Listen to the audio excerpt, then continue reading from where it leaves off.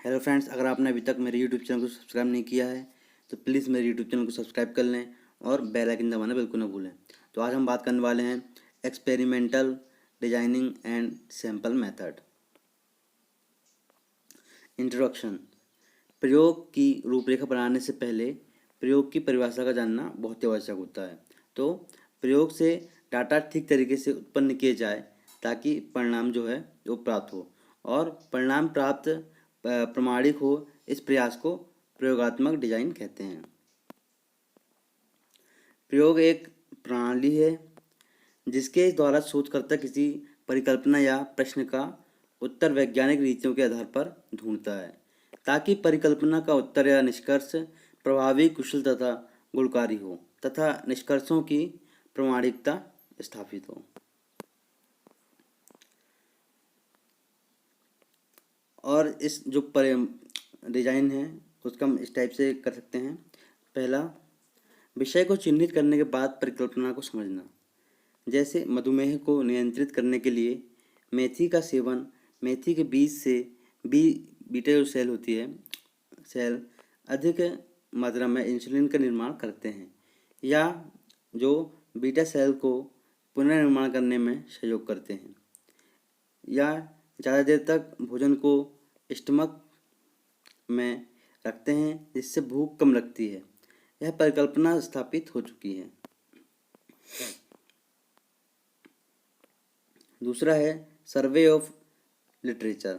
विषय और परिकल्पना को चिन्हित करने के बाद साहित्य की खोज करना बहुत महत्वपूर्ण विषय है, बहुत ही महत्वपूर्ण जो है विषय है। साधारण तौर पर हमें यह जानना आवश्यक है कि इस विषय पर शोधकर्ता को सबसे पहले जो है एब्स्ट्रैक्टिंग जर्नल निम्नलिखित हैं। पहला है बायोलॉजिकल एब्स्ट्रैक्ट, करेंट कॉन्ट्रैक्ट और कॉपर जो है निक्स इंडेक्स इत्यादि। INSDUC संस्था से भी हम पेपर की फोटोकॉपी मामूली दाम पर कर सकते हैं। हम इक्विपमेंट्स की बात करें यहाँ पे, तो आपका विषय अगर प्रायोगिक है तो यह जाने कि क्या क्या उपकरण जो है इंस्ट्रूमेंट की आवश्यकता से है तथा उस लैब की खोज करें जहाँ यह उपकरण उपलब्ध हो और उस लैब से संबंध स्थापित करें। कुछ उपकरण नीचे दर्शाए गए हैं,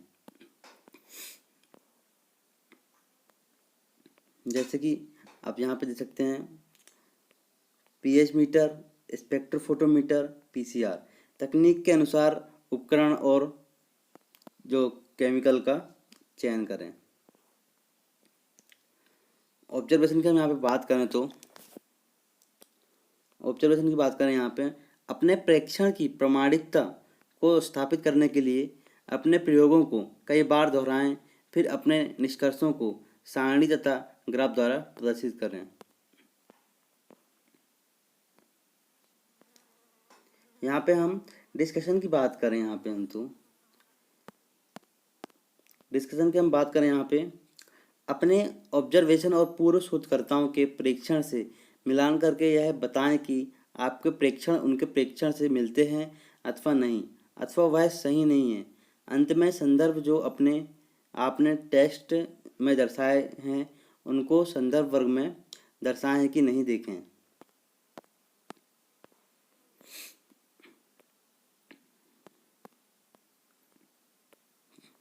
कंप्लीट रेंडोमाइज्ड डिजाइन। किसी प्रयोग की रूपरेखा तैयार करने में सांख्यिकी सिद्धांत के अनुसार सबसे सरल मेथड जो है कंप्लीट रेंडोमाइज्ड रूपरेखा तो होती है। इस रीति में डाटा का विश्लेषण सरलता से किया जाता है।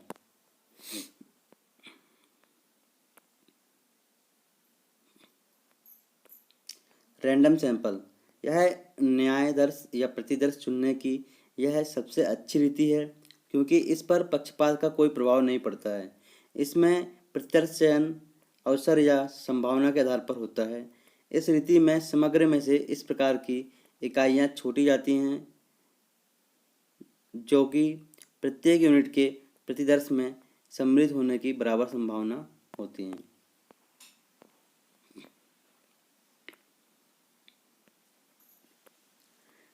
ट्रीटमेंट, यह शोधकर्ता द्वारा प्रयोग में लाने वाला विषय है जिसको वह प्रयोग में इस्तेमाल करके उसका असर देखता है। उदाहरण के तौर पर अगर एक शोधकर्ता कौन सा खाद चुने जो फसल की ज़्यादा पैदावार के लिए उपयोगी हो। इसी प्रकार कोई डॉक्टर यह जानना चाहता है कि कौन सी दवा सबसे ज़्यादा गुणकारी है।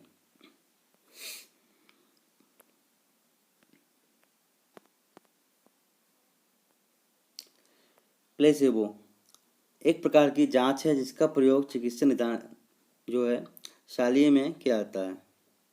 सैम्पलिंग थ्योरी, हम यहाँ पे सैम्पलिंग थ्योरी की बात कर रहे हैं। यहाँ पे हम तो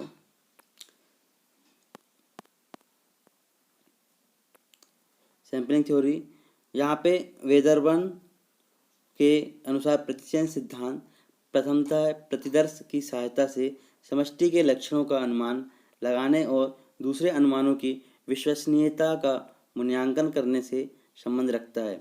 प्रतिदर्श प्रणाली में संगणना या समग्र प्रणाली के विपरीत समग्र की प्रत्येक इकाई का व्यक्तिगत रूप से अध्ययन न करके कुछ चुनी हुई इकाइयों का गहन अध्ययन किया जाता है तथा निष्कर्ष निकाले जाते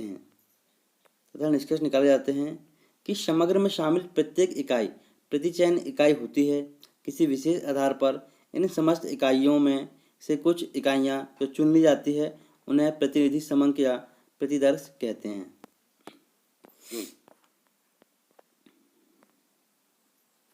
मेथड्स ऑफ सैम्पलिंग की हम यहाँ पे बात करें तो प्रतिदर्श चुनने की मुख्य रीतियाँ निम्नलिखित हैं। पहला है सविचार निदर्शन। यह अनुसंधानकर्ता की इच्छा व आवश्यकता पर आधारित है कि वह किन इकाइयों को प्रतिदर्श के लिए चुने या छोड़े। यह उसकी स्वेच्छा एवं विवेक पर निर्भर करता है तथा उसी के परिणाम के आधार पर समग्र निष्कर्ष निकालता है। रैंडम और यहाँ पे हम बात करें चांस सैम्पलिंग। यह रीति पक्षपात रहित है क्योंकि इसमें प्रतिचयन के लिए सभी इकाइयों के समान अवसर या संभावना होती है।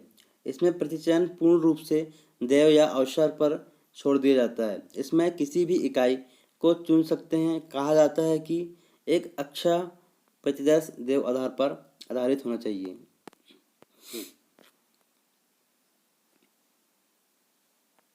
तीसरा नंबर वो है हम इसे स्ट्रेटिफाइड और मिक्स्ड सैम्पलिंग भी कह सकते हैं।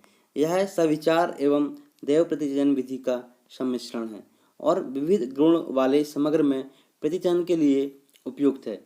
इसमें समग्र को उसके विविध विशेषताओं के आधार पर कई सजातीय खंडों या स्तरों में बांट दिया जाता है तथा प्रत्येक खंड में से दैव प्रतिचयन के द्वारा इकाइयाँ छांटकर उनका अध्ययन किया जाता है। यह इकाइयाँ सविचार का इसलिए हैं क्योंकि इसमें पहले इच्छा अनुसार समग्र का विभाजन किया गया है।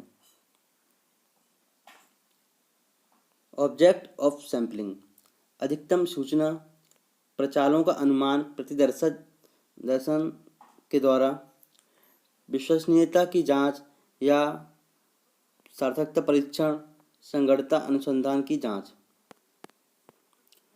मेरिट्स ऑफ सैम्पलिंग मेथड पहला है इकोनॉमिकल, धन समय व परिश्रम की बचत होती है। फैसिलिटी ऑफ डिटेल्ड इन्वेस्टिगेशन, जांच का आकार छोटा होने की वजह से विषय की विस्तृत व गहन जांच की जा सकती है। यहाँ पे मोर साइंटिफिक मेथड, उपलब्ध समंकों की अन्य प्रतिदर्शों द्वारा जांच की जा सकती है। रिलेबिलिटी यूटिलिटी, यह जीव विज्ञान सामाजिक आर्थिक व्यापारिक समस्याओं के लिए अधिक उपयुक्त है क्योंकि इसमें कम समय में ही निष्कर्ष प्राप्त हो जाते हैं। डिमेरिट की हम बात करें तो कम शुद्धता क्योंकि इसमें समग्र की जांच के बजाय प्रतिदर्श की जांच की जाती है। अनुपयुक्तता क्योंकि समग्र की इकाइयां एक सम नहीं होती हैं। भ्रमात्मक निष्कर्ष तथा कम विश्वसनीय है। तो फ्रेंड्स, अगर आपने अभी तक मेरे यूट्यूब चैनल को सब्सक्राइब नहीं किया तो प्लीज़ मेरे यूट्यूब चैनल को सब्सक्राइब कर लें और बेल आइकन दबाना बिल्कुल ना भूलें।